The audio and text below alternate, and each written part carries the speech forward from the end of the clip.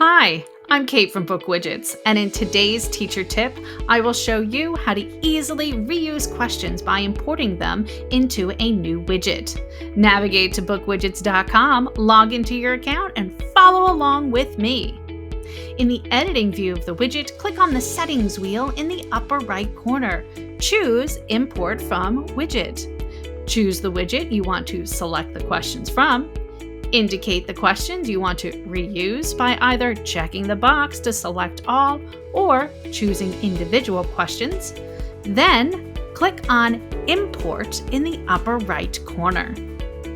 Now, let's take a look at the student view by clicking Preview. Importing questions from one widget to another is great for creating review activities from existing quiz questions and making a quiz from existing lesson activities. Want more teacher tips? Be sure to follow us on social media and subscribe to our YouTube channel. Thanks for watching and stay tuned for more BookWidgets Teacher Tips.